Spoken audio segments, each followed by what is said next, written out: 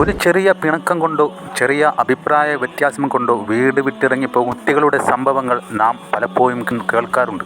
ചിലപ്പോൾ മണിക്കൂറുകൾക്കുള്ളിൽ തന്നെ തിരികെ എത്തിച്ചേരുന്നുവെങ്കിലും ചിലപ്പോൾ ദിവസങ്ങളോളം കാണാതാകുകയും സമൂഹത്തെയും കുടുംബത്തെയും വലിയ ആശങ്കയിലും വേദനയിലും ആഴ്ത്തുകയും ചെയ്യുന്നു ഇത്തരക്കാരുടെ ചില പ്രവർത്തനങ്ങൾ.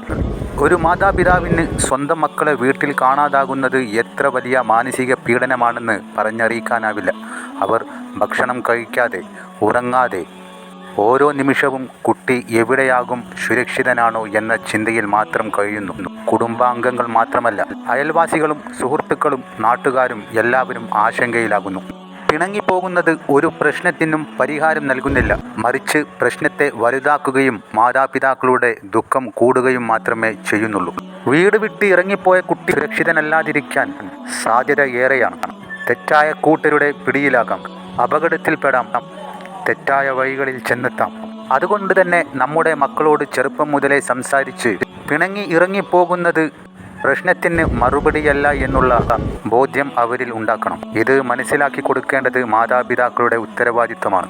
അതുപോലെ ഇത്തരം സംഭവങ്ങൾ ആവർത്തിക്കാതിരിക്കാൻ കുട്ടികളെ ബോധവൽക്കരിക്കണം. സ്കൂളുകൾ കേന്ദ്രീകരിച്ച് ഇത്തരം ബോധവൽക്കരണ പരിപാടികൾ നടത്തണം.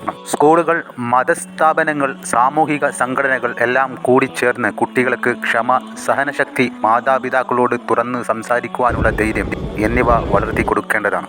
പൊന്നുമക്കളെ, നിങ്ങൾ ചിന്തിക്കേണ്ടത് ഒരു കാര്യമാണ്. നിങ്ങളെ പെറ്റുപോറ്റിയ മാതാവും നിങ്ങൾക്ക് വേണ്ടി രാപ്പകൽ കഷ്ടപ്പെടുന്ന പിതാവും അതിയേറെയായി നിങ്ങളെ ഇഷ്ടപ്പെടുന്നു.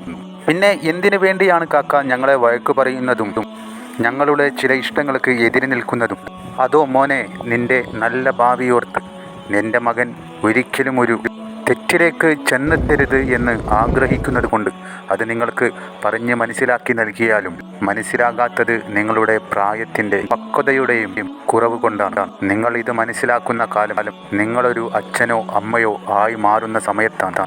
8 ദിവസങ്ങൾക്ക് മുമ്പ് തിരൂർ ചമ്മരവട്ടത്തിൽ നിന്നും കാണാതായ ഷാദിൽ മോനെ എത്ര വലിയ വിഷമമായിരിക്കും ഈ 8 ദിവസങ്ങളിൽ ഈ മാതാപിതാക്കൾ അനുഭവിച്ചത്. അതുകൂടാതെ സമൂഹവും ഇവൻ്റെ പേരിൽ വലിയ തരത്തിൽ തന്നെ ആവലാതിപ്പെട്ടു. ശേഷം ബാംഗ്ലൂരിലെത്തി എന്നൊക്കെയുള്ള വാർത്തകൾ പ്രചരിച്ചു. എന്നാൽ ഇപ്പോൾ ഷാദിൽ മോനെ കണ്ടെത്തിയത് തൃശ്ശൂരിൽ നിന്നാണ്. ചെറിയ പിണക്കത്തിൻ്റെ പേരിൽ സ്വന്തം മാതാപിതാക്കളെ വിട്ടുപോകുവാനും മാത്രമുള്ള മാനസികാവസ്ഥയിലേക്ക് നമ്മുടെ മക്കൾ എങ്ങനെ എത്തിപ്പോകുന്നു? ഇനിയൊരു കുട്ടിക്കും ഇത്തരത്തിലുള്ളൊരു ചിന്താഗതി വരാതിരിക്കട്ടെ. അതിന് തങ്ങൾ അതിയേറെയായി തങ്ങളുടെ മക്കളെ ഇഷ്ടപ്പെടുന്നു എന്നുള്ള ബോധ്യം ഇവരുടെ മനസ്സിലേക്ക് നമ്മൾ തന്നെ ഉണ്ടാക്കി നൽകണം. നമ്മൾ ഇവരുടെ ചില ആഗ്രഹങ്ങൾക്ക് തടസ്സം നിൽക്കുമ്പോൾ അതിൻ്റെ വ്യക്തമായ കാരണം എന്താണെന്നുള്ളതും അവരെ ബോധ്യമാക്കാൻ നമ്മൾ ശ്രമിക്കണം. അല്ലെങ്കിൽ ഇത്തരത്തിലുള്ള വാർത്തകൾ ഇനിയും അതിയേറെയായി നമ്മൾ കാണാൻ ഇടയാകേണ്ടി വരും.